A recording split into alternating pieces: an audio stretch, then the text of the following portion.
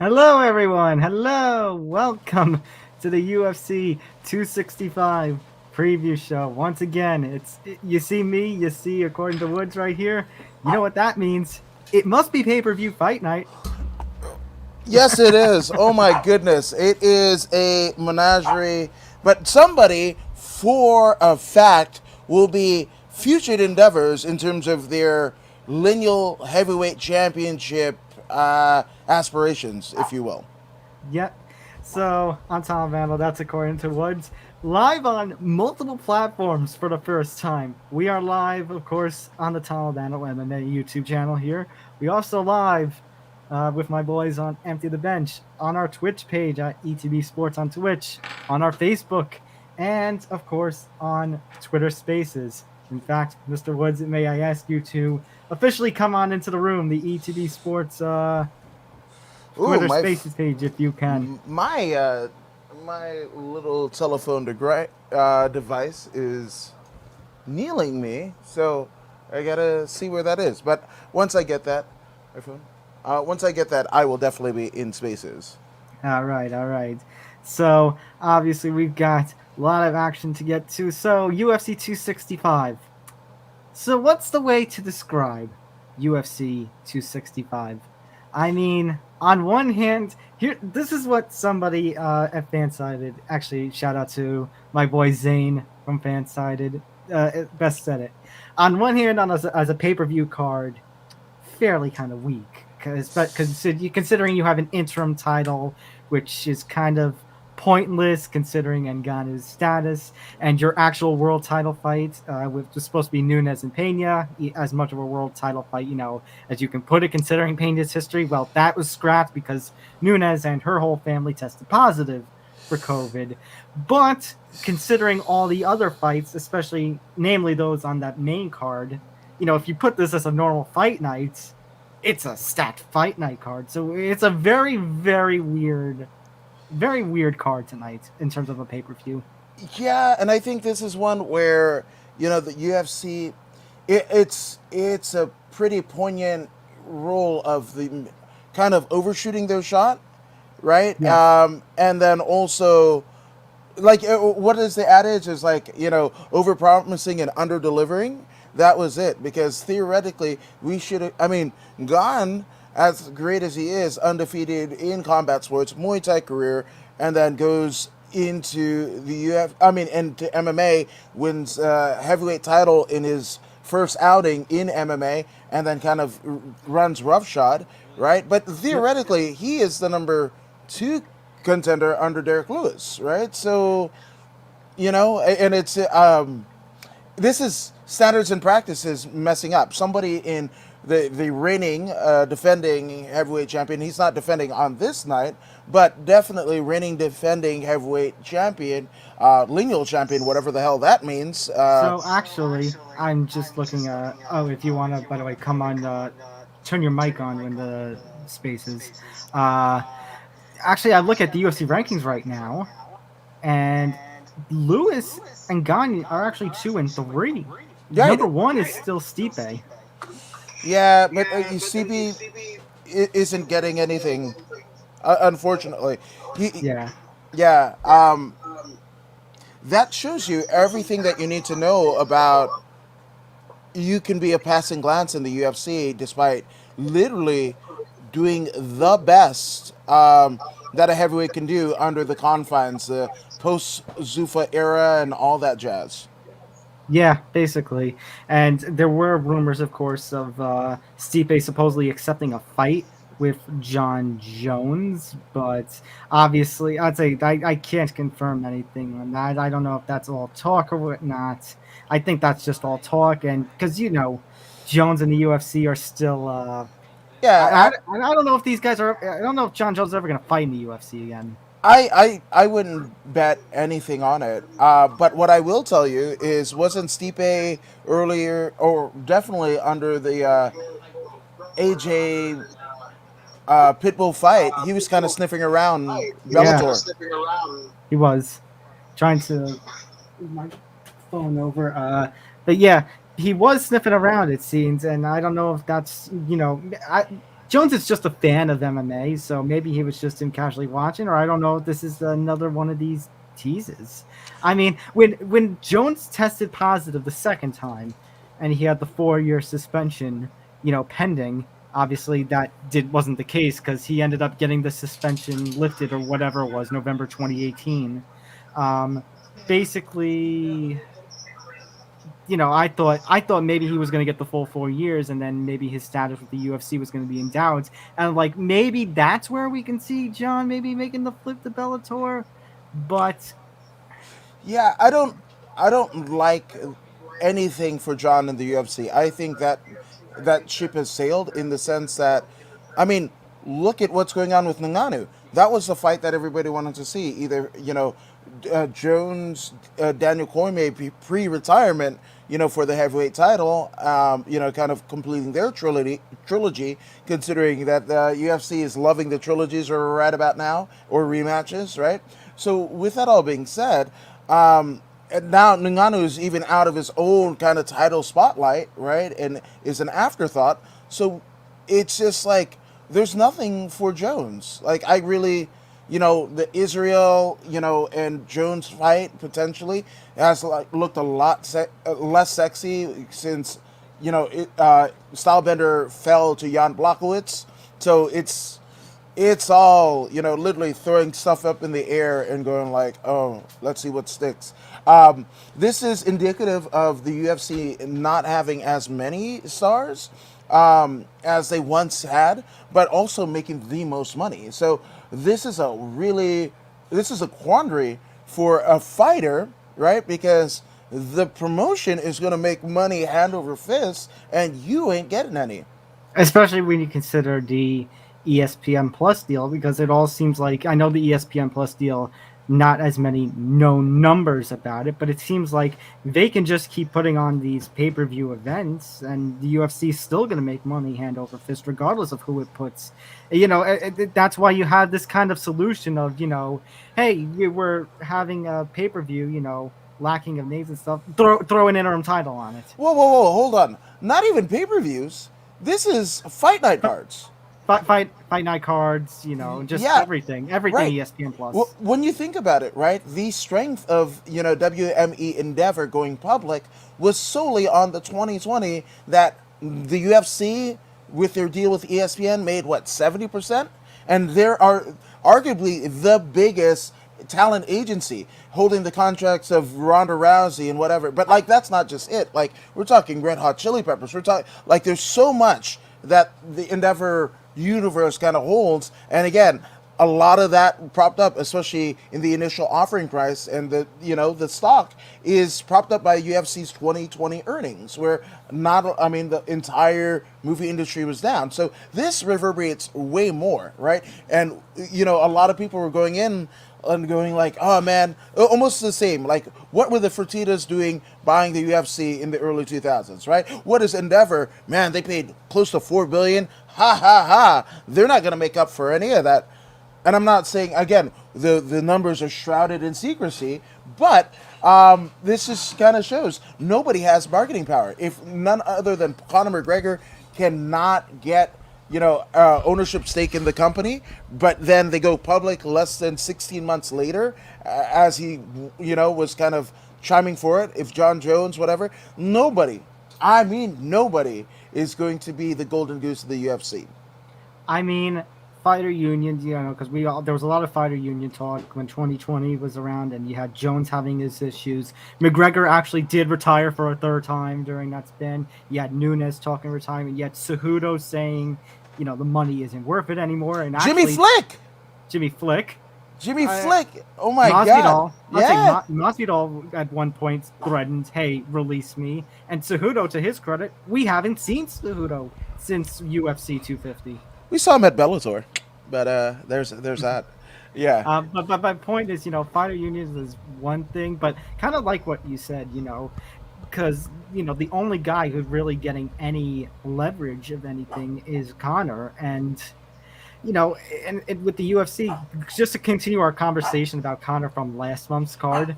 Sorry to keep delaying the preview of this card, but it's like would the UFC ever, like, I don't know if the UFC and Dana ever want somebody to be bigger than the UFC, because it seems like Connor is kind of in that realm, and it's like I don't know if as much as the pay-per-view buys, like the 1 million, 2 million buys with Connor whenever he headlines a card, it's like, would Dana and company ever really want somebody to be bigger than the UFC to get those numbers? I say no, because they don't want anybody getting that leverage. No, and they're proving that they can earn a dollar amount, in the millions or at least the high hundreds of thousands, without a name. And again, it's weird. You and I both kind of love pro wrestling, right? So this is another way that Dana and the crew is Vince McMahon 10 years late, doing Vince McMahon 10 years late, right?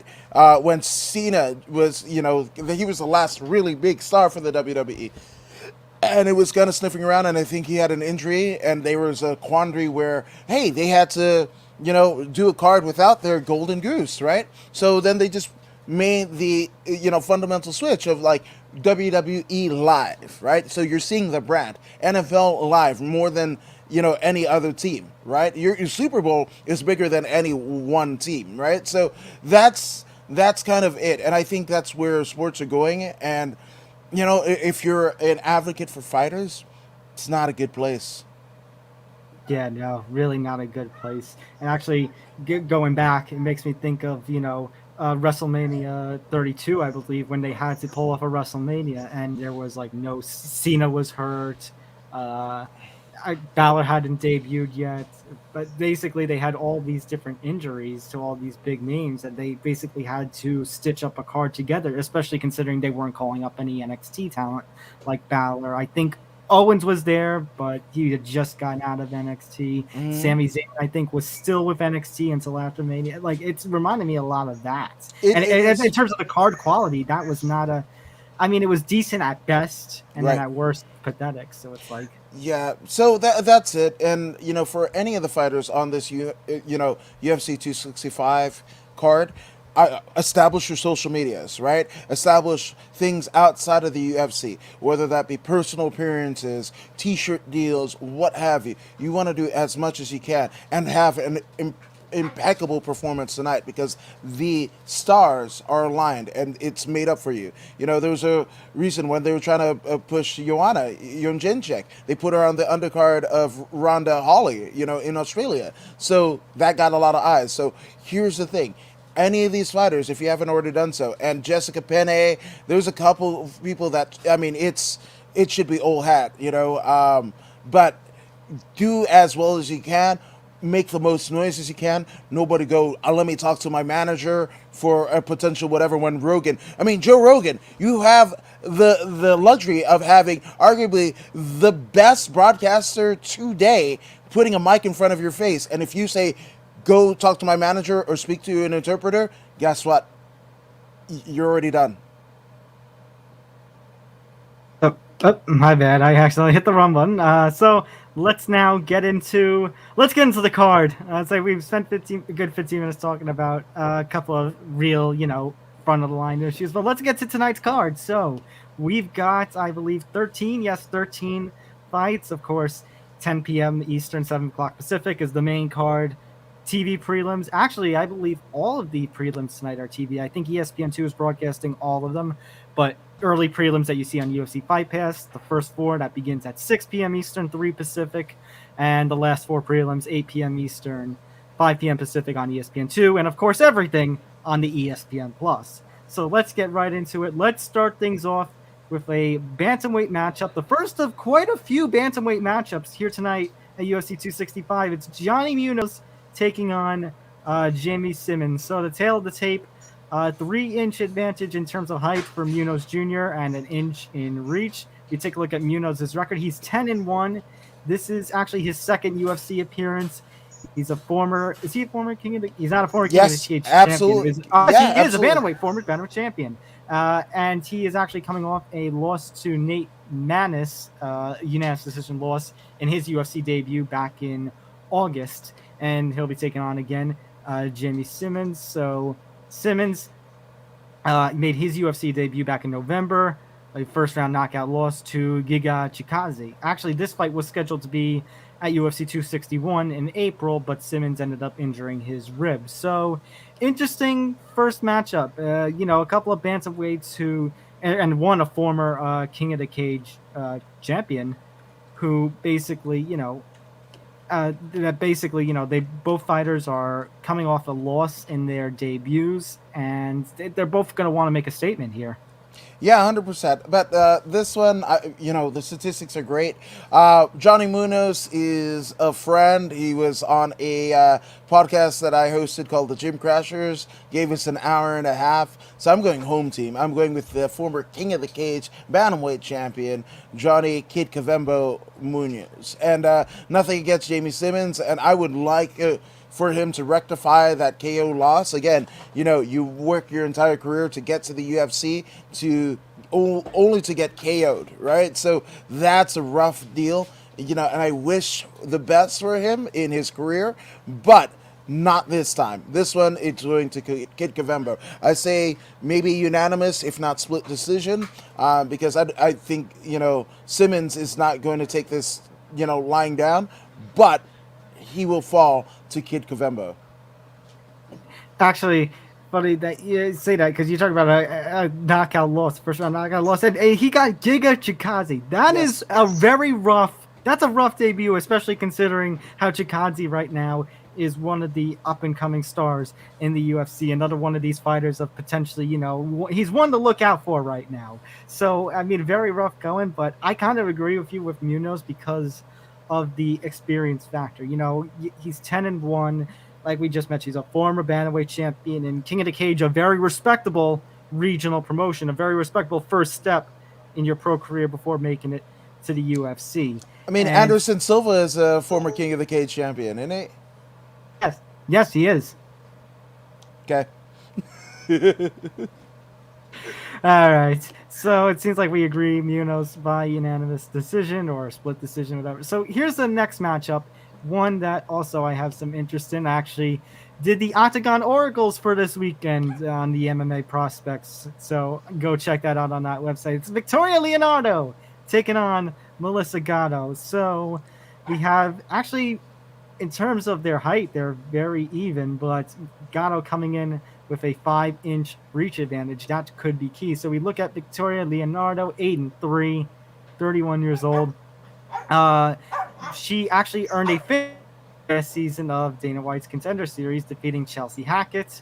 She's actually a veteran of Invicta and Bellator, but was defeated by Manon Fiorot in her UFC debut. And Fiorot, of course, is somebody, in my opinion, one to be watching out for. Again, she's another one of those fighters where, when I used to work at Fight Sports and covering the UFC, Fiorot ended up winning their version of the Ultimate Fighter, ends up becoming, I believe Fiorot became an UFC champion.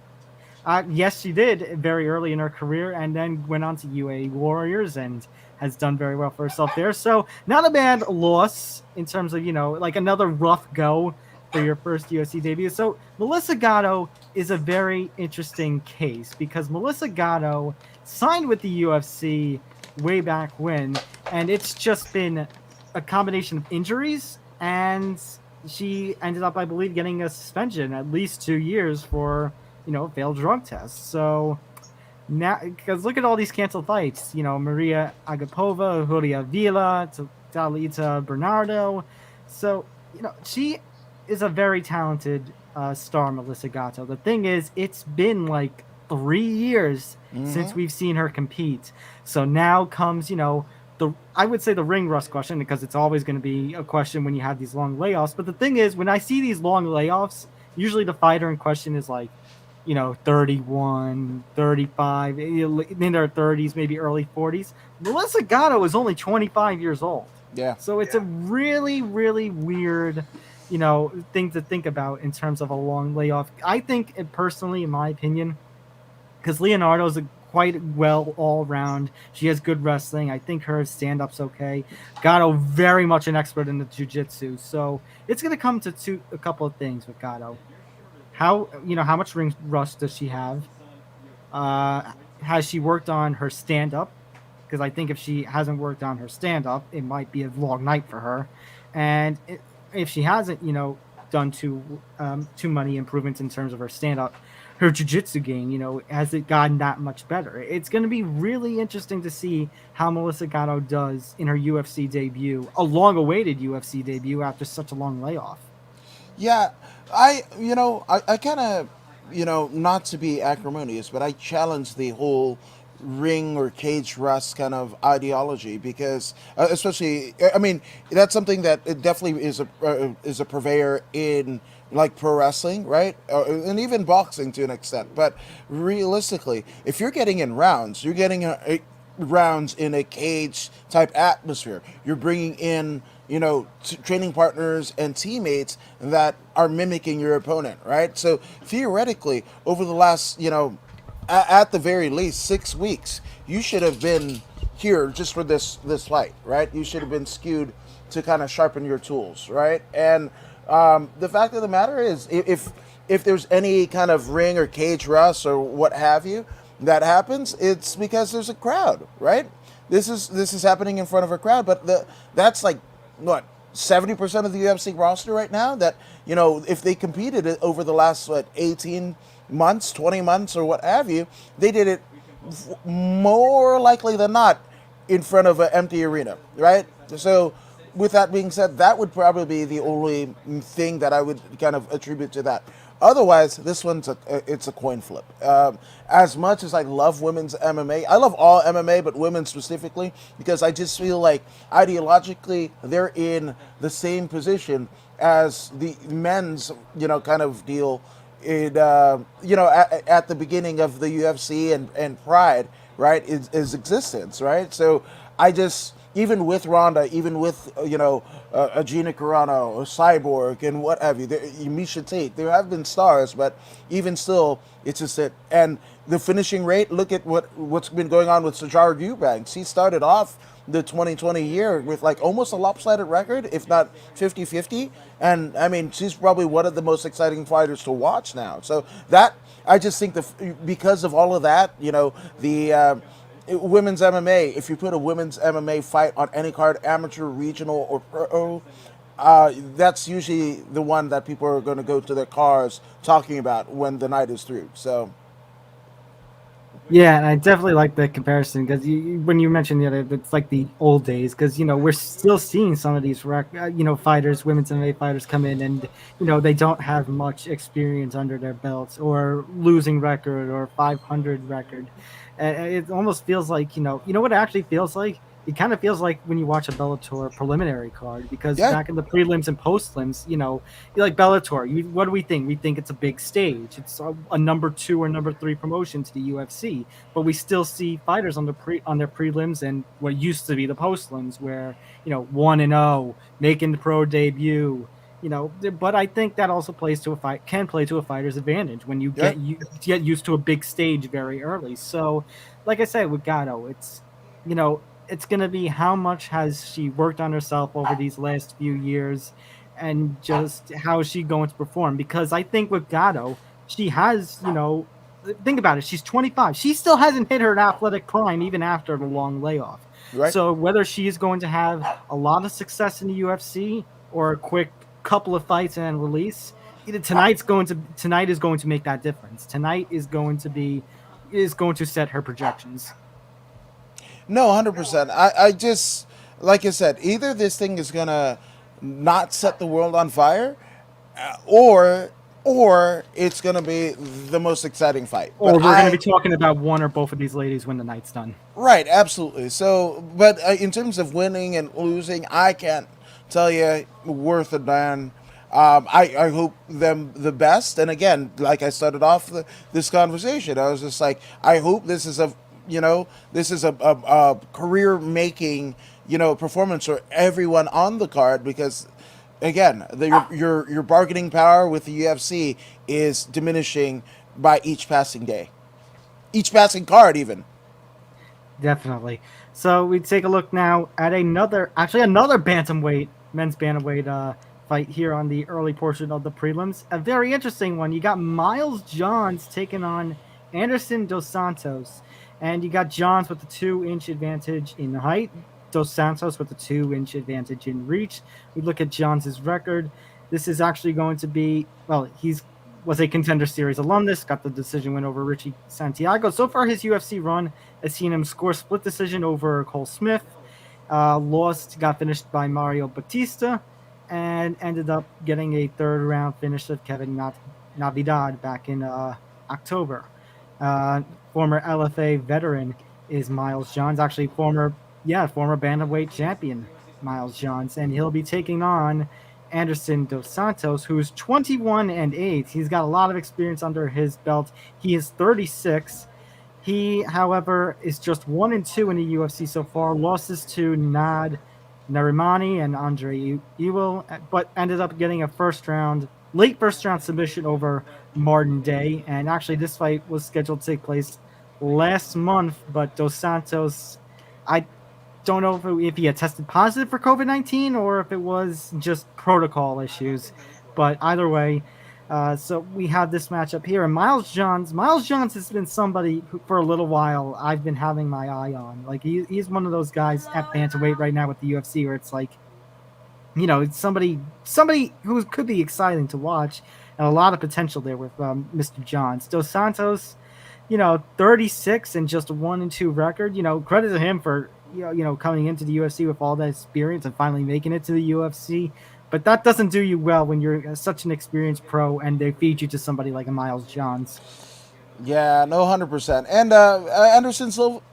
See, there you go. It's Anderson Dos Santos sounds like you threw his name into a Brazilian MMA name generator, because it's Anderson Silva and Junior Dos Santos are, I guess, the more prominent names of that ilk, right? So, with that all being said, everything that you said about Dos Santos is absolutely true. A wily veteran, finally making it to the UFC. And again, it's never been scarier, right? You've got the Johnny Munoz, and like it's never been scarier at bantamweight. And when you think about it, right, in those lighter weight divisions of like 35 and 25, bantamweight and flyweight respectively, they've always kind of been, especially in the instance of the flyweight, they've been on the chopping block, with Dana White, since maybe like the after the Uriah Faber versus and Team Alpha Male against God, what's his name? Dillashaw? No, both Dillashaw as well as Dominic Cruz? Cruz, right? Absolutely. So it's Alpha Male versus everybody, and it seemed like once Alpha Male, whether it be Uriah himself or everyone else under him that fought with the title. And then it kind of lost its luster, especially in the current state of it, where, I mean, the belt got transferred by a bloody weird KO disqualification, and it belongs to Aljamain Sterling at the moment. So, but aside from that, the bantamweight, if you look at the top 10 of the bantamweight, it is scary. It's never been scarier. Right. Actually, at the press conference the other day, they asked Song Yadong and Casey Kennedy, is the bantamweight division probably the most talented right now in the UFC? And I think it's giving lightweight, if it hasn't surpassed lightweight, it's giving lightweight a run for its money. And actually, the lightweight division, like flyweight and bantamweight, at one point was also on the chopping block when you consider, the status of the lightweight scene before BJ Penn got back to it in 2007-ish when he beat Sean Shirk. Actually, I also, not to do a cheap plug, but I did an interview with Raphael ahead of his fight with Magomed coming up at Bellator. Check out that article on Fansided, when it comes out around, Monday or so. But basically, we were talking, and he said, he would love a bantamweight Grand Prix, because even Bellator's bantamweight scene, Sergio Pettis, Raphael, Magomed, Patchy Mix, Gallagher, like it is a scary scene. Bantamweight is perhaps one of the most stacked, because it's not just limited to UFC or Bellator. Bantamweight is a stacked scene across MMA in general. Absolutely. And you mentioned Gallagher. I mean, I saw him at Bellator. That dude is put together. Like him, and even like Ryan Lilly, right? LFA Bellator veteran, right?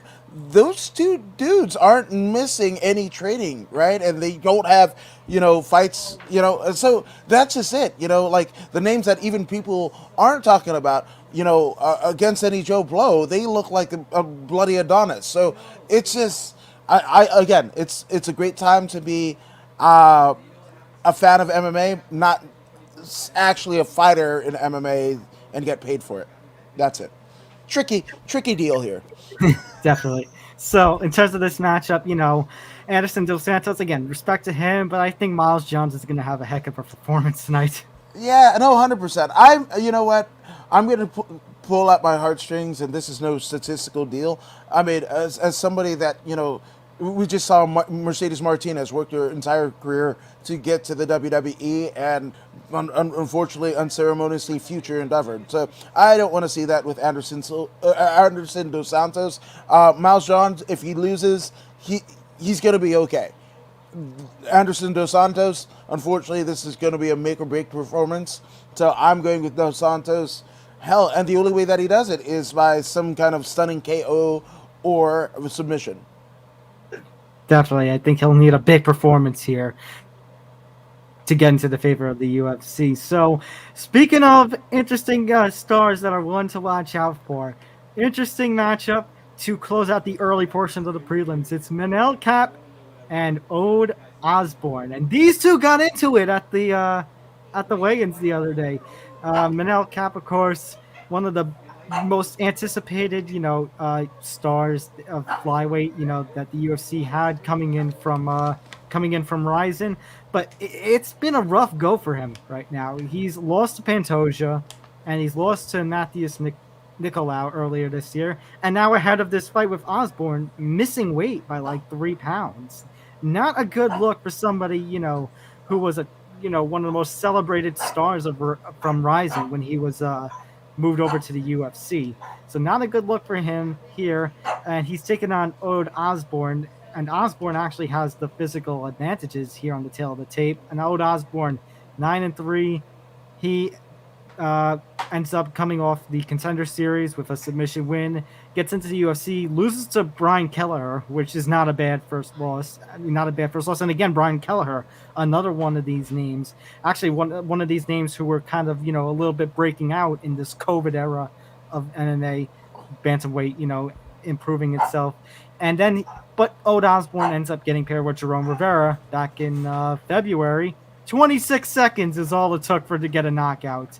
Nice victory for Mr. Osborne. So this is kind of for Cap, this is kind of make or break, and for Osborne, this is kind of a big, opportunity for himself. He could pretty much send Cape into future endeavor with if he can have another big first round finish here. Yeah, but what do they say about people who miss weight? Like, what is that they end up winning? Yes, so that's it. But it has to be in a spectacular fashion because he could still find himself out of the UFC if it's a boring decision, what have you. He could win it and still essentially be cut 2 weeks from now. So it has to be. I mean, there's a lot of pressure on Cape, but again, this is another toss-up. I really, this is because it's kind of sad that he missed weight because this is such a nice fight at flyweight. Yeah, it is. But yeah. So this one's a toss-up. I can't say one way or another because the physical advantage is going to go to Cape, right? Especially when you rehydrate or whatever. He's going to probably come in probably 5 to 7 pounds over that, even because flyweights theoretically fight at bantamweight, right? So he's probably going to be closing in on featherweight, when he steps into the cage. Someone get the one championship weight system in here, please. Yeah, but Dana wants to do what he wants to do, not so much, just like the whole. I know. That's why we have dumb things like the 10-point must system are still around. Well, I mean, look at what's going on with Onyx and Trevor Whitman. Superior gloves, superior everything, right? And Dana just want to outright buy it. And if he didn't outright buy it, he wanted nothing to do with it. So people are still getting your eye poked and all that jazz. Oh, then there was the freaking McGregor gloves. Oh, don't get me started. Bloody hell. All right, so that's going to be the early portion of the prelims. Let's get to the late portions of the prelims. And I like how we start things off. Again, if this was, I guess it's a weird pay per view card, but if this was like a normal fight night, this would be a very stacked fight night because we got Carolina Eglitz taking on Jessica Pennoy. A couple of nice women's strawweight veterans here. So we take a look at the tail of the tape. We got a 2-inch advantage in height and in reach for Penny. Kowalkiewicz, I mean, what can be said? She is a veteran of this game. She is a great striker, but it has been a very, very rough go for her ever since getting knocked out by Jessica Andrade. She has lost to Michelle Watterson, Alexa Grasso, and Gianna Nan. I mean, they aren't bad losses, but the fact that it's 4 combined losses together, it kind of doesn't do you really any favors. And actually, this is her first fight in a year and a half. She hasn't fought since COVID started. And she'll be taking on Jessica Penny. And, it could be a tough fight. And actually, she is also somebody who has had a rough go. Penny actually just came out of retirement and had a split decision win over Lupita Simmons. But before that, she was booked against Jodie Esquivel, but she was hurt. Actually, I think one of these, because she was Esquivel. I think that was one of the 2 times she fought. That was canceled day of the fight, maybe even hours before the card was going to begin. I was supposed to fight Hannah Goldie in that fight also, just kept on pushing back. And before all that happened, she hadn't fought since 2017. And look at this: lost to Taylor, lost to Jessica Andrade, lost to, was this a championship? Yeah, she challenged Joanna at one point for the strawweight title, and it did not go her way. And ever since then, it's been a rough go. So these are 2 great veterans, but I'd say it's been rough goes for both of them. Maybe not so much for Penn because she had the big comeback win earlier this year, but these are 2 women who they're gonna want to win. Yeah, absolutely. And again, it's another kind of toss-up because, Penny, right? And she theoretically was enjoying retirement. She was even doing ring announcing here for CXF, California Extreme Fighting. Right. Now, I basically thought she was in retirement. Right. Until Absolutely. This year. Yeah. I mean, could there be a bigger comeback win? I mean, aside from Misha Tate, right, and Marion Renault, right? So Jessica Penny basically takes out former LFA strawweight champion Lupita Godinez, right? That's huge, man. And Lupita was kind of like, she was arguably the greatest flyweight, especially after that fight with Vanessa Little Monster Demopoulos, right, where she literally picks her up because she couldn't hear what her corner was saying, walks her all the way on the other side to the LFA cage where her corners were, and drops her, right, with all of the brown prowess that Demopoulos has. So it's just nuts. It's just nuts. So with that being said, if this is a boring fight, both of them will probably get released. Like, they have to. Somebody has to get a finish here. If it goes to decision, I could see Dana White in the war room within the next couple of weeks and go like, they're not, are they going to, if you put them in a title fight, are they going to win the title? I feel that more for Kaloikis' case because, like I said, it's been 4 straight losses. At least with Penny, you had the win over a former LFA strawweight champion. And we're not talking an LFA strawweight champion years ago. We're talking a little more recently. So Penny has a little more in the tank. It seems like Kowalkiewicz, this is a now or never fight for her. Yeah. And again, because, I mean, the LFA strawweight title basically just, over the COVID era, that Sam Hughes versus Vanessa Demopoulos, I think that was the inaugural fight and what have you. And it's gone from Demopoulos to Godinez to Lafayette, right? And then Tabitha Ricci was actually kind of there in the rankings, but these are all females that have gotten chances with the UFC, right? So aside from the current champ, La Fiera, right? So it's again another damn scary division. It's a scary division. There's no easy fights, but and this one won't be. But if it's so difficult that we get a decision, you could see both of them on the chopping block, and I think that man, Pennoy goes back into retirement. And with Carolina here, it's just it's amazing because when she fought Andrade, she was still near the top of the rankings, and it's just been a fall. It goes to show you how quick on a dime your stock could rise or fall in mixed martial arts.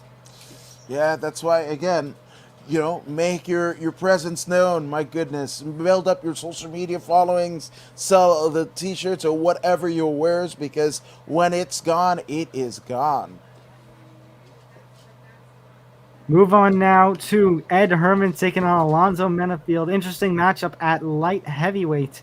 So Ed Herman, actually, they tail the tape first. Herman, he has an inch in height. Menafield has an inch in reach. So let's face it, it's pretty much even in the physical realm. So Ed Herman, I mean, it looked really bad for him when 2018 ended. He was on a losing streak, but then ends up getting the win over Patrick Cummins, ends up defeating Kadis Irigmolov. Then, actually, the John Vellante fight was a very weird fight. But anyways, going back, he had a bunch of cancellation. Ends up getting paired with Mike Rodriguez in September. Yeah. Ed Herman should not have won that fight. That was one of the 2 weeks in a row where we had the replay controversy with one referee, Chris Tagnoni. And he stepped in, and we thought, okay, he's waving it off. Mike Rodriguez ends up getting the victory. And no, he was stopping to check for a potential illegal blow. And the fight resumes, and Rodriguez tires out, and Herman gets the win in one of the weirdest and most controversial fights we saw in 2020.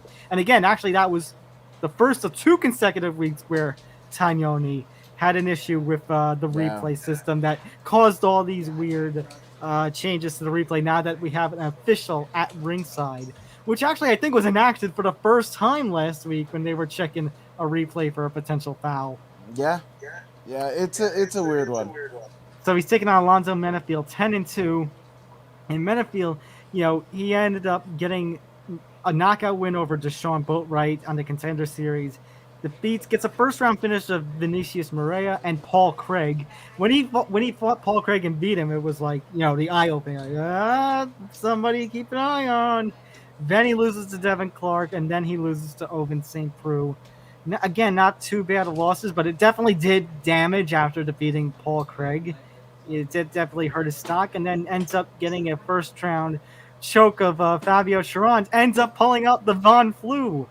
Takes OSP. He just fought OSP, and then takes OSP. OSP took Von Flue's submission, and now he's taking OSP's submission. Yeah, man, you can MMA math this all day, and it's just absolutely weird. It's a nutter butter. But I will say this, right?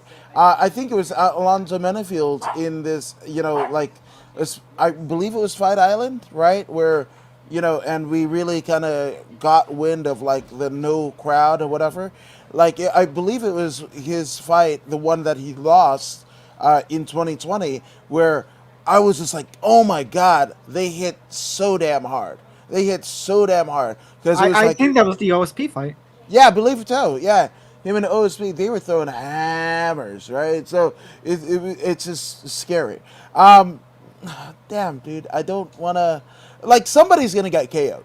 If this goes to a decision, I'm gonna be surprised. Somebody's either gonna get KO'd or submitted. I like Herman. I like how he's an old school guy, still from those early tough eras, and I know he was on the good. He had a good couple of wins.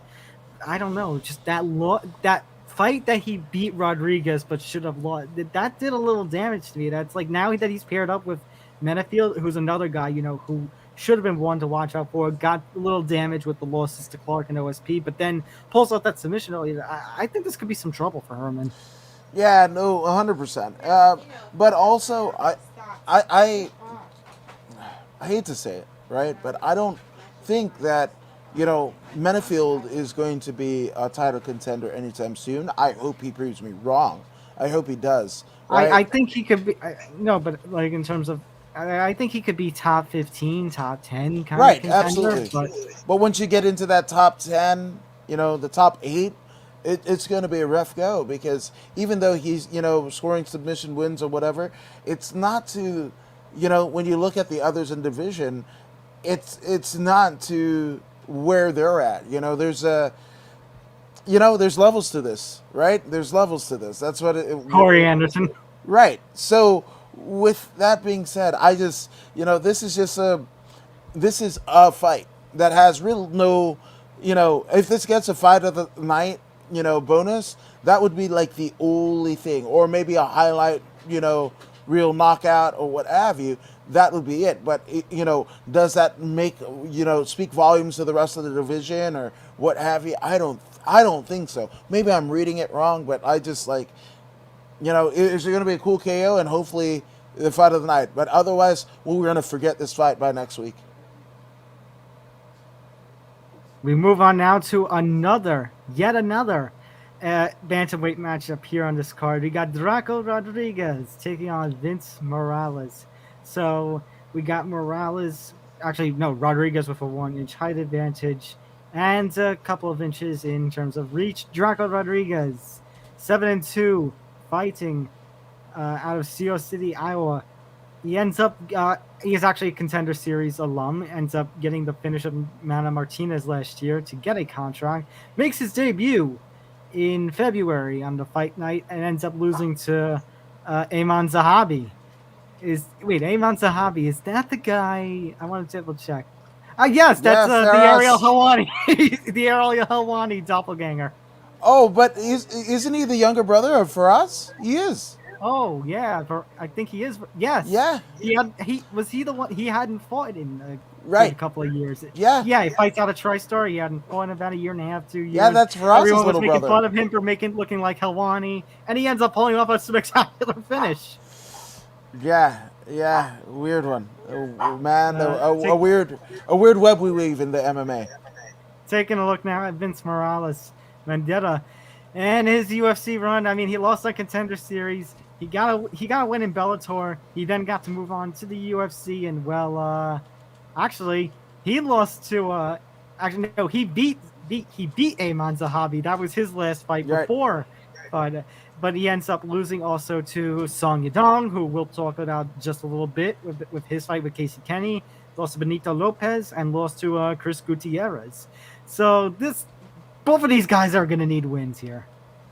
Yeah, and I hate to say it, it's just a coin toss, man. These are just fights. I don't think this is just a very interesting card that they have put together. In terms of if this were a fight night, this would possibly be up there in terms of pre-fight for one of the most hyped fight nights ever. But it's a weird pay-per-view card. Yeah, no, 100%. But again, this is the UFC kind of falling on its sword in the sense that they want to do all these pay-per-views after the Conor Poirier 2 fight. They wanted to up the price of the pay-per-views, and it's biting them in the ass. Where a large part of this fight night card is going to happen on ESPN Plus or 2, right? So they kind of shot themselves in the foot.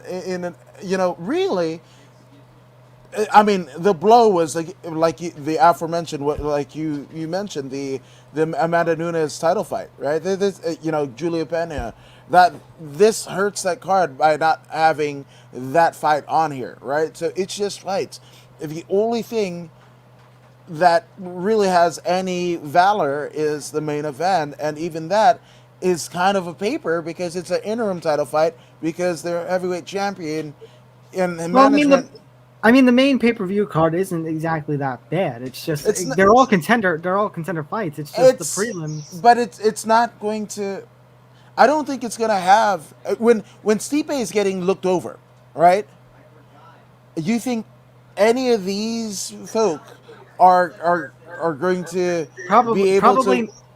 I know what you're trying to say, and probably not, especially when you consider going on Stipe, that Stipe was just openly flirting with one championship on Instagram. Yeah, yeah. So I just, you know, it's a card. It's a card, and this is no disrespect to any of the fighters on the card because I want you to win. I want you. You guys are. If your dream was the UFC, man, you're living it. My I mean, goodness. some of these cards, like it was just like last week, we were like, "Oh my god, this card is going to suck," and in terms of star quality, it kind of did. But what did we see? We saw a finish. We saw another finish. We saw another finish. This is an opportunity for some of these guys to make statements here. And in terms of Rodriguez and Morales, that both of these guys are kind of need a big statement victory, especially when you consider they're on the lower end of the bantamweight spectrum, and you got all these guys like you just mentioned, Yadong and Kenny. You got guys like Miles Johns coming up, Johnny Munoz Jr. coming up. It's like all these guys. It's survival of the fittest. Basically, is the scene at bantamweight. Dillashaw's coming, come back. Like there's Sanhagen snooping around. Like it's rough. Like it's not even just the new guys. Yeah, it's not even the new guys. It's the older tenured veterans as well. So it's just good again. Great time to be a fight fan. For sure, fighter may be a different story. Yeah. All right, but now let's take a look now at our featured prelim of the evening. It's Bobby Green taking on Raphael Vizier. It's very, like we're talking about the card and how the UFC puts it together. I mean, we're talking about some of these fights, and like this is the featured prelim. A little kind of weird, but all right, all right. So we look at the tail of the tape, 2 inches in height for Green, an inch in reach, however, for Vizier. We take a look at Vizier. I mean, he's an up-and-coming guy fighting out Tiger Muay Thai. He's on a 3-fight win streak, 4 of his last 5. Of course, he went from Titan FC to the UFC, lost to Magomed Mustafayev, got finished there, but has victories over Alex White, Mark Diakiese, and oh yeah, he beat Renato Moicano in December. Yeah. That's right. Yes, he did. That was a little bit of a shock. That was an upset. I thought Moicano was gonna get the win there, and then Fiziev just went out and completely finished him. It just feels weird. He's going from Moicano to Bobby Green, and Bobby Green, hell of a veteran. He's got some good wins as of late too. He's one of those, I guess, all reliable weapons. Like I think of the 2 fights he had with Lando Venata, and like I think him and Venata are in the same category for Dana White, where it's like, hey, if I need a guy, maybe to try to bolster some stuff, give it a little shock. Hey, throw him in, see what he can do. He ends up, I know he had the draw with he ended up having the draw way back when with Venata, beat Eric Koch, lost to close in Ronaldo, not too bad. Won a rematch with Venata, won a match with Clay Guida, defeated Alan Patrick, however, lost to Thiago Moises. So, Bobby Green, great veteran talent. He's one of the old reliables in terms of the UFC, in terms of, like I just said, maybe trying to bolster up a prelim card. But Fiziev, I know he hasn't fought since December, since the Moicano win, but that's got to give him quite some momentum here. Yeah, and it's so crazy to think how far Moicano has. Moicano was supposed to be the next big thing. My goodness, he lost to Korean Zombie, moved up in weight, and it seemed like on Moicano's debut victory at lightweight, it seemed like hey, maybe he can hang around, and then loses to Fiziev. Yeah, it's a rough go, but I mean, man, OG Bobby Green, as my compatriot over at Voodoo in the Woods, Pius Inilalobo, Voodoo Maximus says, OG Bobby Green. This guy, he retired, right, by all intents and purposes, and just wanted a house for his kids, right, and that's a pretty stark, especially with the Cheyenne Bay's kind of hoopla of last week, right. It's kind of stark with everything that Bobby Green has accomplished in his career. The money really wasn't there. That's almost like, Dr. J wanted to come back in the era of Jordan because, again, the money wasn't there. So I say all that to say, man, how could you bet against some guy like Bobby Green? I'm not going to, even though I know probably Fiziev will probably knock his bloody block off. But I just got, you mentioned... I mean, if the Bobby Green, the veteran talent that he is, the Bobby Green who showed up to the couple of Lando Venata fights shows up here, I mean, this is a fight of the night. This could be a fight of the night sleeper. It's just a matter of what Bobby Green is going to show up. It's just and how Raphael Vizier, how is he going to look now that he has the momentum on his side, even though he hasn't fought since the Moicano knockout. Yeah, but again, that's that's a tough run because but I would say Fiziev is still on his way up, right? Where Bobby Green, you just said, he kind of matches up. If you're looking in the optics of Dana White, he's in the same in the same kind of company as Lando Venata, right? So it's a person that is just there occupying a spot in the UFC. So yeah, man, I don't want to go against Bobby Green.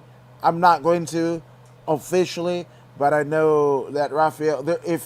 If we get out late tonight and go like, oh wow, damn, is that it for Bobby Green because he just got KO'd? I wouldn't be surprised. And if that happens, not just they're reflecting on it as Bobby Green done, but that's also going to be a cure. At that point we are also going to have to question, is Fiziev, is he ready, brother? Is he ready for those bigger competitions? This is gonna. Probably not though. We move on now to the pay-per-view main card. Finally, 10 p.m. Eastern, 7 o'clock Pacific. Of course, you'll have to order it on ESPN Plus, or go find one of these bars or movie theaters, before we end up shutting down again. Yeah, you're right. All right, we start things off. I've been teasing this fight. We were talking about all the bantamweight fights. Here we go. It's Song Yadong and Casey Kenny. Very, very interesting matchup. Couple of up-and-coming start with the bantamweight seed. So 1 inch in height for Song Yadong and then 1 inch in reach for Kenny. So Song Yadong, he ends up having a nice little win streak here. He ends up beating Felipe Arantes, Vince Morales, Alejandro Perez. Had the draw with Cody Stamen. That could have really fallen either way. Marlon Chito Vera ends up getting a decision over him. And Vera, his stock has kind of risen. Although earlier this year he ends up losing to Kyler Phillips. A little bit of a setback. But, but still, he's got a lot of momentum on his side. He's taking on Casey Kenny. Casey Kenny he ends up ended up fighting Dominic Cruz not too long ago. Ended up losing a split decision in a fight where, did he really lose? That's a close one. It was a close fight, but fought Nathaniel Wood and got the win. Fought Haley Yalaton, got the win. First round submission, Louis Smolka. I mean, really, his only losses here, when you look at this, are Dominic Cruz and Merab Dvalishvili.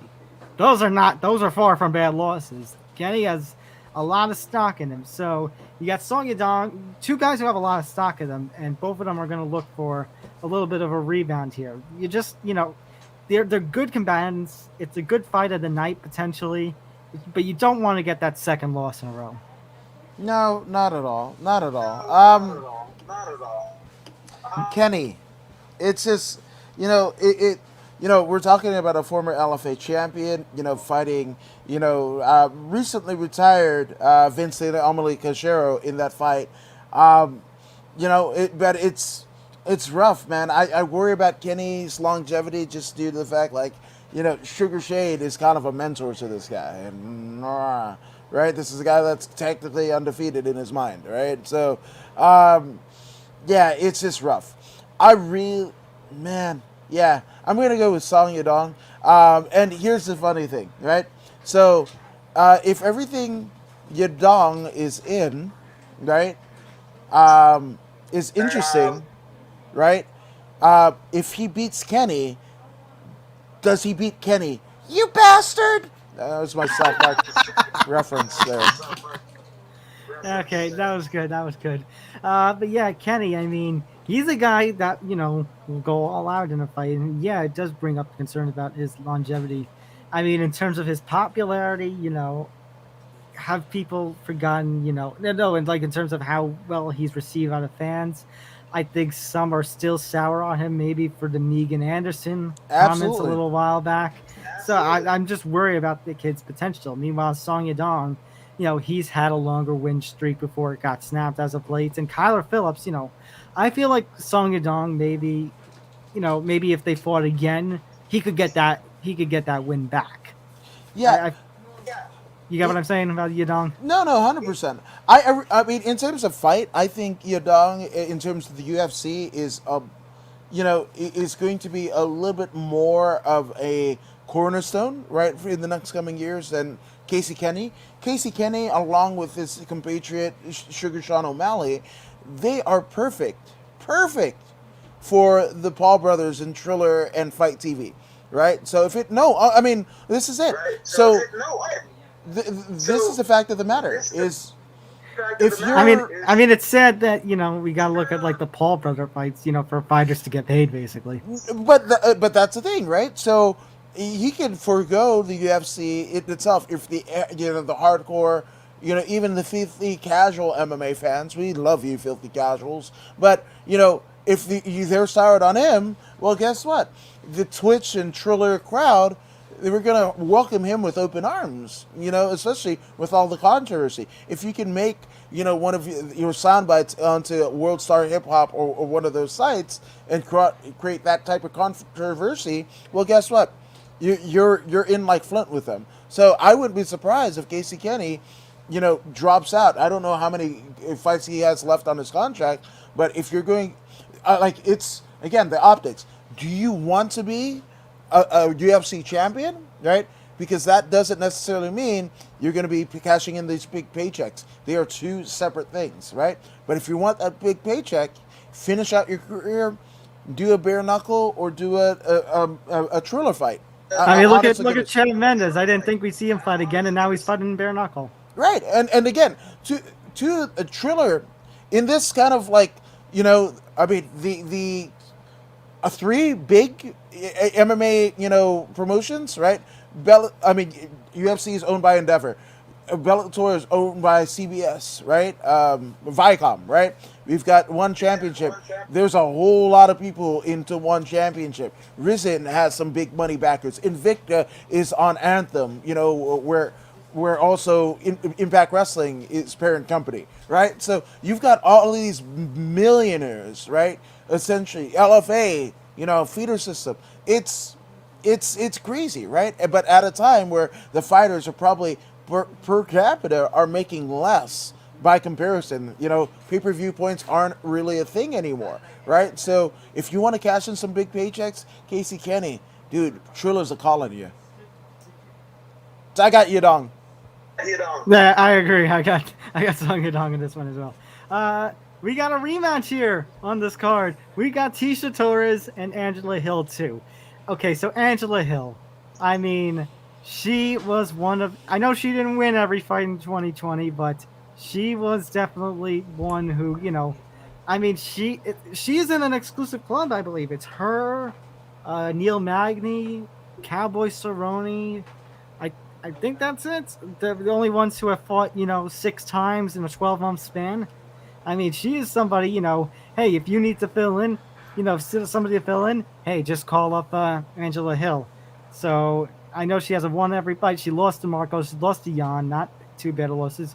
Beat Jody Escobar, Hannah Cyphers, Luma, Bunume. Lost to Claudia Gadela. That was a very controversial decision. Right. And so too was her fight with, as I just realized that I didn't have it on the screen here, lost to Claudia Gadela, and so was the loss to Michelle Watterson.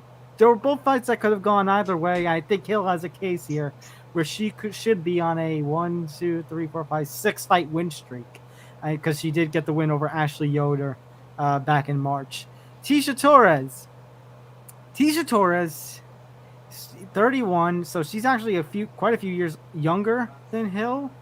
And yet, I feel like Tisha Torres is more of the, like she has had, like her being such a veteran name and everything. It was always in the past. It's very weird to consider that she was 31, and there was, an earlier time where she was considered, somebody who was one to watch out for, because she beat back Rawlings and Michelle Watterson, lost to Munoz, which actually isn't a bad loss considering that next year Munoz was the strawweight champion of the world when she upset Joanna. But then just, again, lost to Andrade, Joanna Jacek, Wiley Zhang, Marina Rodriguez. Not bad losses, but you can't be eating these many losses in a row. It kind of, losing to Joanna and Jessica, barely beating out Michelle Waterson, the loss to Rose, it kind of has put a question on, is Tisha Torres really, is she one of these fighters who's the stepping stone, who is the gatekeeper? That's the word. Yeah. But even though she has the wins over Brianna Van Buren and Sam Hughes, I don't think that's enough to shake off the gatekeeper status of her. And this fight with Angela Hill, if she wants, another shot at being in these, top of the division, these fights with Joanna and Rose and everything, this is a fight Tisha Torres needs to win. Absolutely. And now you mentioned about, Angela Hill being, one of those, a rarefied air, 6 times in a calendar year. But also, that's not the only time that she made herself available. We saw her. When did we not see Angela Hill on our TV screen? She always wants to make herself available, and Right. she's already, she has a broadcast position already with the UFC. They've been having her on the fight desk, so the UFC thinks really high of her, even though she's the older fighter technically. Yeah, but the older fighter. But you got to remember, right? Both of them were, alumnus of the Ultimate Fighter, Ronda versus Tate. Angela Hill actually at one point, she basically got her UFC career started. Not even her UFC or MMA career basically started with Tough, and she was cut at one point from the UFC and has come back. And Yeah, went to Invicta, won a world title, and Right. to come back with it. So it's weird because if you going into the pandemic, Angela Hill was on Joe Rogan's podcast, and man, she really hasn't been doing this long, like less than 10 years she's been doing this. I mean, or about 10 years, and she started late. She just wanted a way to. Cardio kickboxing is what she was looking for. And then she took a fight under old coaches and, she just loved it, So Angela Hill, even in her age, right, she's the senior of Tisha Torres in this deal. She's still developing, like to an umpteenth degree. And again, we've seen it with like Joe Bond and other people where, basically, I mean, hell, look no further than Brandon Moreno, right? Is the analyst and commentator for the Spanish language portion of the UFC, right? Along with Victor Davila. So it's basically allowed him to, to kind of pinpoint and analyze things in ways that he probably wouldn't have other. And same thing with Angela Hill. She's so developing. Her fight mind, her fight IQ is like firing on all cylinders. So I mean, I wouldn't be surprised within a year or two she's a champ. And to go back, by the way, we mentioned it's a rematch here, so we should bring up the first fight where Tisha Torres actually beat Angela Hill, and that was at UFC 188. But you consider all the things that we've been saying here, I feel like Angela Hill has the momentum. I feel like Angela Hill is going to be the one who's going to get the victory here. Absolutely, and Tisha Torres kind of finds herself in a similar situation than her, I believe is still her spouse, one Raquel Rocky Pennington, where they're kind of there, and it was a match made in MMA heaven, right? Those two getting together and all the stuff, and I just it would have been cool, almost like Amanda Nunes and right, and Nina. I wanted how cool would it be to have two female openly lesbian Amanda as the double champ and Nina as the strawweight champ. Yeah, that'd be great. And I wanted the same for Tisha and Rocky Pennington. But it just seems like, especially with MMA moves so very quickly on a week to week. They're still like in the era of guillotine chokes where people are doing calf and thigh kicks, right? Every a couple of UFC, whether it be main events or pay-per-views or whatever, there's a key thing. We are in the era. Sorry, but we are in the era of the leg kick. Right, and they're still doing guillotines. They're in the era of guillotines, and I'm not saying that's actual whatever. This is a comparison, right? Analogy, if you will. So with that all being said, it's rough. But Angela Overkill Hill, overweight, it's going to be dominant, I think. But Tisha Torres is going to be bloody because she's not going to give any quarter. I think that's one of the fight of the nights, to be honest with you. Definitely, I think that's another. It's weird because any of these fights, with the main card, how they set it up, it's like I mentioned how with the main card, it's still stacked in terms of like names and stuff, and it's like any of these fights here could be fight of the night contenders. Speaking of, let's move on to the welterweight scene. We're gonna have a look at Michael Chiesa taking on Vicente Luque. So Chiesa, pardon me, is coming in with a 2-inch advantage in height, and their reach is about the same. But Vicente Luque, we take a look at him. He got off to a very strong start. Look at this. Laprice, Turner, Barberena, Krantz, Mike Perry. That was when Mike Perry had that nasty looking cut on his face. Mm-hmm. And his only loss in this time is Wonder Boy Thompson. And Wonder Boy, we discussed this last one with 264, where Wonder Boy, has cases where, like the Pettis fight, he could have, won that 99 times out of 100. It's very hard to beat Stephen Wonderboy Thompson. It's very hard to even finish him. But even in that loss, Thompson Luque, Thompson won all the rounds, but it was still a great fight and it got a fight of the night bonus. And then what does he do to answer?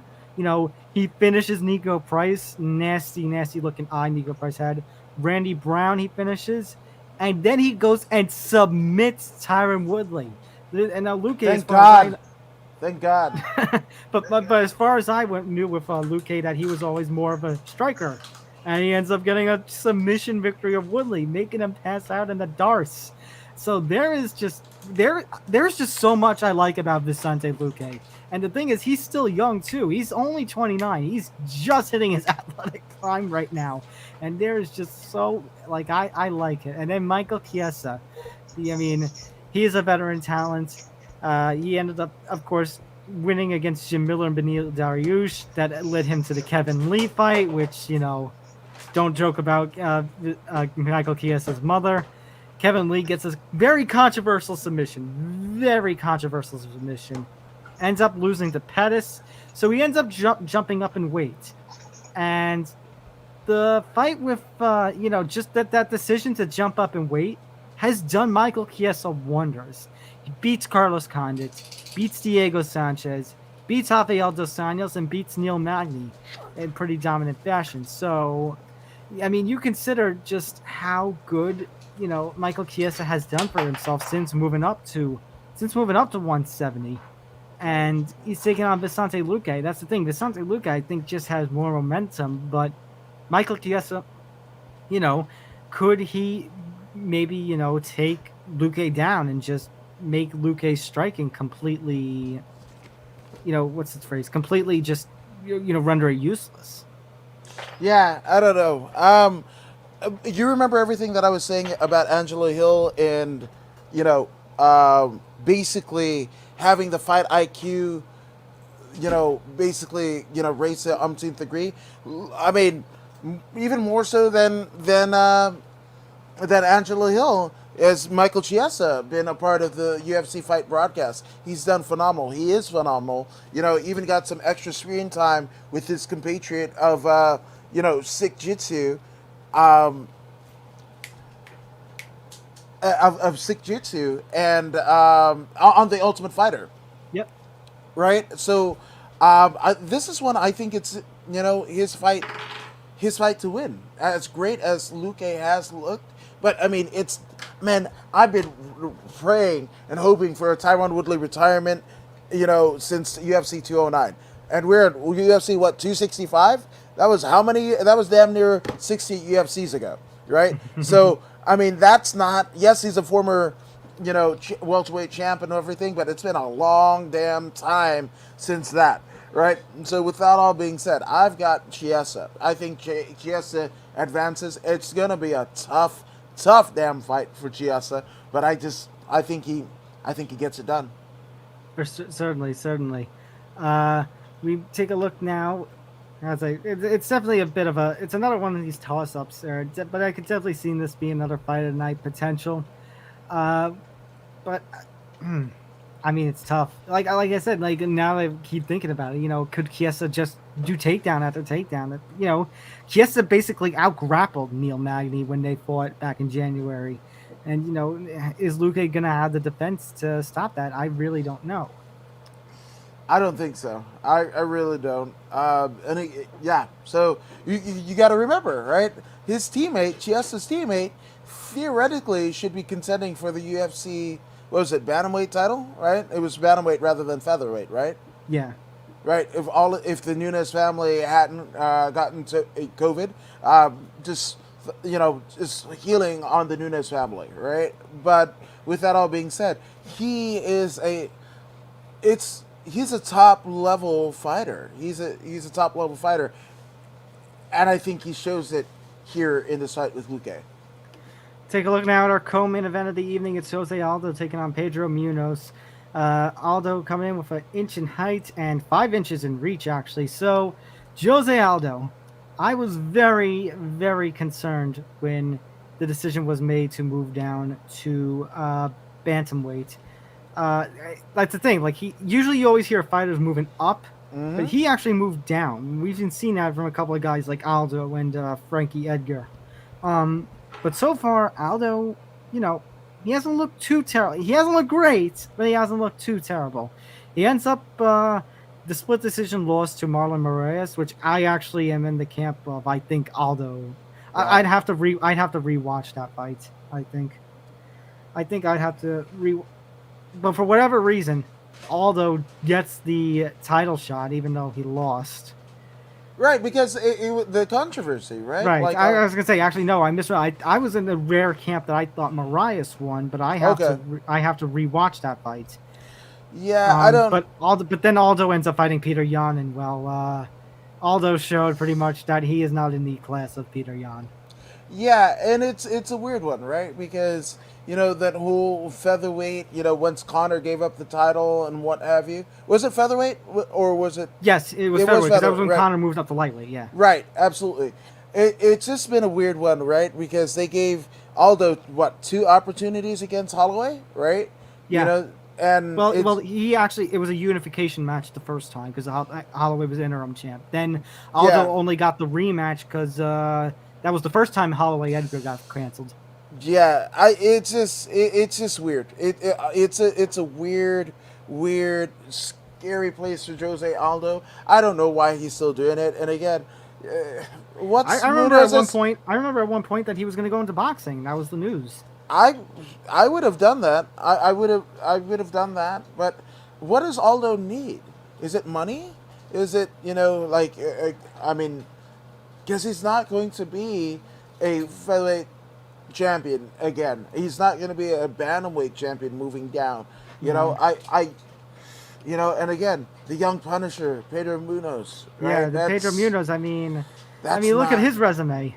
He beat Garbrandt in spectacular fashion. Lost to Aljamain Sterling, lost to Frankie Edgar, which I think that was a close fight. That could have fallen either way. I had Edgar, but I could very well have seen that fight going to Munoz. And then Jimmy Rivera. Him and Rivera put on a great showing, but that was all Munoz. Munoz is definitely somebody, he is another one of these killers at bantamweight. Yeah, and you mentioned that he lost to Sterling, or he lost. Sterling was the unanimous decision. Edgar was a split. Okay, all right. He beat Sterling today. Really? I think he does. I think the people that Sterling has around him aren't good. And, again, we saw after the Jan fight and the celebration, Sterling is not. I think Munoz beat Sterling. We just saw in the Olympic karate today a fighter actually win a gold medal by disqualification because he got hit with a head kick and got knocked out. Yeah, but that's the world that we live in, and we're not trying to poke fun because these are people, especially in the karate instance, they got KO'd. It's not fun to get KO'd. You don't regain brain cells, by having that happen to you. unceremoniously. So with that all being said, I've This got isn't going to look Munoz. good for Aldo. I was going to say this doesn't look good for Aldo. This might be Aldo's retirement fight. I hope it is because if he doesn't beat Munoz in a convincing fashion, you know, Yeah, I mean, we already have questions of if Aldo. Like, let me put it to you this way: we know that Aldo can compete at bantamweight, just in general. Yes, I right. mean, he got the win over Chito Vera, but is he going to be able to compete with the top of the top? And No, no, and I think this fight's going to solidify that. no, I couldn't agree with you anymore. So this is a coming out party for Pedro Munoz, a co-main event. This is his way of kind of, rectifying where most people would say this is probably a boring fight or what have you, a fight card. And this is his chance to, literally take on and possibly defeat an all-time great and solidify his kind of claim as one of the best in the world. Yeah, I mean, to have a win over Aldo and a split decision with Frankie Edgar, where everyone is debating that you possibly could have won. To have those two things on your resume and under your belt. Oh, and the knockout of Cody Garbrandt. I mean, that smells like potential, star in the making in terms of Pedro Munoz. So now, here we go. Main event time. Derek Lewis, Cyril Gane. The interim heavyweight championship that just should not be. So, as you had actually predicted during the, Ngannou Miocic 2 card, when we were previewing that, about what could be next for Ngannou, it would be a fight with Derek Lewis. Mm-hmm. And they were in negotiations for, well, let me clarify. They were in negotiations for Ngannou and Jones again, but that faded quickly when, once again, Jones and the UFC just colliding again. So they went with the Derek Lewis idea. But Francis Ngannou, actually, he and Kamaru Usman, after Usman's victory, went over to, I believe, was it to Nigeria where they had the celebration? Yeah, absolutely. They were celebrating because, those two and Izzy representing Nigeria very well as UFC champions. And then, Ngannou, I believe, is Cameroon. Yes, Cameroon. Yeah. Right. So actually, that's going to be something that I bring up a little later for a question about Cyril Gane. But basically the gist is Ngannou wasn't going to be ready for August. He and his manager just asked, can we push it back a month to September to the 266 card? And Dana White says, no, F you. I'm bringing in Cyril Gane. We're going to have an interim title fight, and then the winner's going to fight you either later this year or early next year. We don't know. So we have this fight. So Derek Lewis, he did challenge for the actual UFC heavyweight championship, not long after DC. His fight. That was against Daniel Cormier at the Garden. That was the short notice fight because they thought, Valentina versus Sajara Eubanks would be a great main event for the Garden. And that basically didn't go over well, especially after they had promised Valentina was going to fight Joanna, which actually did end up happening the next month. They thought Sajara Eubanks was going to be a great replacement for Joanna. I don't know where UFC came up with that idea. But basically, that was a month after Lewis ends up getting the comeback knockout of Volkov and then says that his balls were basically hot. Hot, yeah, absolutely. So he loses to Cormier in submission fashion because, of course, Cormier did that. He ends up losing to JDS, but then he actually goes and works on his cardio, which he had openly admitted after the Volkov fight was pretty shit. Ends up beating Ivanov and Latifi, but those aren't exactly great guys. Latifi was coming up on light heavyweight at that point. But then he goes and knocks out Alexei Olenek in pretty convincing fashion. And then he fights Curtis Blades, and in arguably one of the biggest upsets of the UFC in recent times, knocks Blades out cold. A lot of people think Blades is just going to take him down, wrestle him, do that whole Curtis Blades thing. He knocks Blades out cold. And that is just something that we have seen from Lewis. Like the Ngannou fight, the first Ngannou fight, as terrible as it was. The Volkov fight that happened afterwards, this Blades thing. Every time Lewis just seems to be ridden off, he just has that punching power, that one punch power to just say, nope, you're playing under my rules now, UFC. So he's going to take it on Cyril Gane, and I want to give Gane all the credit in the world because he's undefeated in Muay Thai. tries his hands out in MMA. His very first pro fight up at TKO promotion, that regional promotion in Canada. His first fight, he becomes the heavyweight champion, and then he makes 2 defenses of the belt. Then he goes into the UFC in 2019, 3 noticeable victories. Great rookie year with the UFC against Pessoa, against Dontel Mays, and against Tanner Boser. Then he doesn't fight for a year because of the whole COVID thing. He knocks out Junior Dos Santos and sends him out of the UFC. He beats Jairzinho Rosenstrike, and yes, that fight was boring as shit. But what does that say? But what does that say about Rosenstrike? Because Gane basically dominated him. A lot of questions about Rosenstrike, and then he goes and makes easy work of Volkov up until maybe the 5th round or so. So, I mean, credit to all the world to Bone Gammon. Great, great first couple of years with the UFC, but horrible last tattoo. But that makes me go to my point here, Mr. Woods. So we just had AJ McKee winning the featherweight championship of the world in Bellator, and Grand Prix, right? And Grand Prix, right? Do you remember? Did you see a tweet that I put out that night? That I said AJ McKee is the perfect example of a promotion slowly building somebody up and turning them into an absolute stud of a star. Mm-hmm. The UFC, we have seen them strap rockets to people. Like I think of what was his name? Was it Perez? Like back at the early 2010s. Fuck! Look no further than Francis Ngannou. How about Paige Van Zandt? How they just strap rockets onto people. I am very worried. The Bazes? Their debut? Tell me when they made their debut. Have you seen so much production behind 2 debuting fighters? Like literally every time they went to commercial, we got 15 to 30 seconds of Cheyenne and JP fucking training in their garage. The garage that they subsequently let the fuck go just to move all the way to Vegas or whatever. Right. Yeah. But again, Mike, I'm like, Gane has all the talent in the world. I am very concerned about them putting him into the title picture just like, 4 fights into his UFC tenure, 4 or 5 fights, especially when you consider he's fighting a hard hitter in Lewis. And if he gets past Lewis, he's getting Francis Ngannou next. Yeah, I mean, yes, but it also kind of doesn't matter because if you're in this for the sake of being the best, wouldn't you want the best? Which again, this is fucking shit, man. This is really fucking shit. We should be seeing Ngannou and Lewis right now.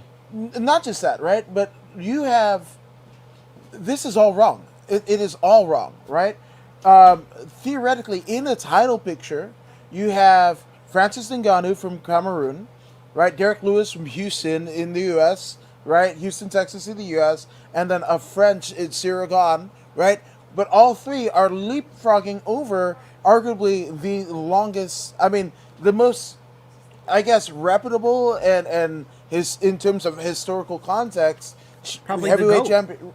I wouldn't go that far. I wouldn't go that far. I'm still a Randy Couture guy, but in terms of the title fights, nobody has defended the UFC heavyweight title 4 times except for Stipe Miocic. Right, absolutely. And going back to like that whole GOAT conversation, Josh Barnett, when that, and he's in the contention of one of the greatest heavyweight mixed martial artists of all time. With that being said, he basically penned an op-ed. We're talking about, all the guys that fought one-night tournaments. Guys like Dan Severn, of course, maybe not the best of the best competition, but Severn, Don Fry, Mark Coleman. Yes, right? Hell, fuck. A lot of people were brought into MMA, specifically the UFC, by fucking Mark Kerr and the Smashing Machine documentary, right? So that guy is there. And what are the constructs of naming? Is it somebody that brought people in? Is it people that, is it an exciting fight? Is it most money made? Is, how many fucking KOs? The level of competition? All of these things. That's why I personally I stay out of the fucking GOAT conversation because, and it's also... I don't blame you. Yeah, and it's also just like, of all people, Brendan Schaub coined the phrase, and I think it's absolutely apropos, is recency bias. right? And when a fucking UFC is doing a fight every weekend, aside for maybe 3 weekends since July 2020, recency bias is a real fucking thing. Yeah, well, that's the UFC for you. Always trying to be the promoter. Like Right. very quickly they will abandon you as the GOAT if they want to promote somebody else because just because they have a fight coming up. Right. But here is okay. If not Francis, somebody that is homegrown, built with them, right, almost to the ilk of AJ McKee and Bellator, right, that they fucking, as soon as he lost to fucking Stipe and couldn't get it done, man, right, but he builds himself up not through the auspices of the UFC, but under his own volition, under his team and everything like that. And I'm glad, right? And he gets fucked over. He gets fucked over by one Dana White and his management or whatever the fuck happened. I don't know. Because of the whole Stipe DC negotiations. Like, well, how DC was supposed to fight Lesnar, and then Lesnar didn't come. So that's cool Stipe, because that worked out so well with Curtis Blades, right? I'm a great mixed martial artist. Well, Dana White fucking told him, put him on his ass and said, hey, great martial artist, you'll be fucking teaching judo in the fucking kids in a strip mall somewhere, wherever the fuck you're from, right? In Colorado. So that's that. This is a shit show. This is a shameless cash grab, a blatant shameless cash grab, as the UFC has ever done.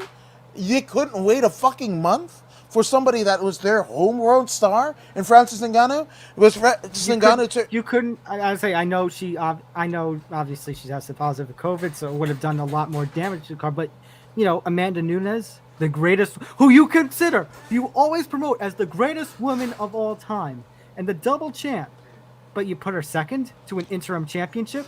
Yeah, and then it fucking. That's karma. That's a karma like a motherfucker. And I hate to use, as a kind of bargaining chip, right, for, stating my place about karma. But, the fact that the Nunes family gets COVID. But here's it, right? That's karmic. Karma. I mean, that's just the UFC. As much as as far as they come in terms of like women's fighters and everything, they still sometimes treat their women's fighters like absolute shit. Like Amanda Nunes should be the fucking biggest star in MMA. In MMA, not just women's MMA, all MMA. Give Valentina the pay-per-view. If you have an empty month, like something like this, give Valentina a pay-per-view main event. Try giving Rose a pay-per-view main event. Yeah. Because I know about buys and everything, like about pay-per-view buys that they're not going to draw. Oh, I thought you were talking about Cheyenne. But just my point, as much as I understand that, the UFC is still making hand over fist all this money in the world. They can afford, I was looking before the whole fans coming back and booking Kamaru and Masvidal 2, I was looking forward in April to a double main event of Rose. Yeah, I mean Rose Whaley and Valentina. Who was Valentina fighting in April? Andrade. Andrade. Right. Yeah, I was looking forward to that. That was gonna be a cool concept, and it's just. I don't know. Sometimes the UFC is just so freaking weird with their championships. And let's face it, the only reason they're doing this is number one, to get, a championship in the main event. And number two, because this is Lewis's hometown. Yes. It's virtue signaling. And it's talking out of both sides. This shit is Dustin Poirier as fuck. It's like either the UFC is cosplaying as Dustin Poirier or Poirier is cosplaying as the UFC brass, but you swear you want to be the fucking best and what have you, the leader in all combat sports, but you fucking do shit like this and virtue signal. I mean, here's the deal: you have three, right, people of African descent in the heavyweight division, right? Here's a way if you really wanted to fucking get in the post Black Lives Matter, and we're not trying to fucking whatever, right? But how many fucking T-shirts have been sold or whatever? People that care one way or another, right. Whatever, well, right? I was just gonna say this is something still worth celebrating, and because they went over to to Africa to celebrate it. You fuck them over with terms of scheduling. Yeah, it's a rough one, man. I'm honestly, and this is nothing against Lewis or Gon, but I'm not watching this one. I don't. I'm not thrilled with either matchup because Ngannou and Lewis, I expressed this to you like back in March. I understood the whole concept of it, but Ngannou Lewis, how are you going to try to promote that fans? Are you going to sell wolf tickets? Because is that second fight going to be the same as the first? Yeah. And then if Gon gets past Lewis, if he out wrestles him in a boring main event, you're going to throw him in there against Ngannou, who you think Lewis has one punch power, and Right. Ngannou could put Lewis out. Put Gon out in the first freaking minute Yeah. of their fight. And that's literally, Cameroonian Mike Tyson in Ngannou, and my balls is hot. That's a pay per view everybody wants to see. Yeah, and again, we're talking about Gon, Lewis, and Ngannou, right? Right. Maybe And they're Stipe, trying. who theoretically is the fucking number one contender, and that shows you about fucking rankings and the greatest of all time and all that is shit, man. It's a fucking they fucking got you hook, line, and sinker to think that this is a not legitimate sports, but like the purity of the sport. Right. I think the UFC's logic, continue where you're going, is, hey, if Lewis wins, then we can promote it belt for belt, title for title, and try to do more racing of their first fight. And if Gon wins, maybe the UFC goes over to Paris or something to try to have Ngannou's French heritage and Gon's French background. They try to put them in a fight to, try to appease the French. Especially that France, during the year of COVID, basically, or had the green light. Much like New York. Bellator beat them to the green light. Yes, right. So it's all fucked, man. It is really fucked. But it also shows how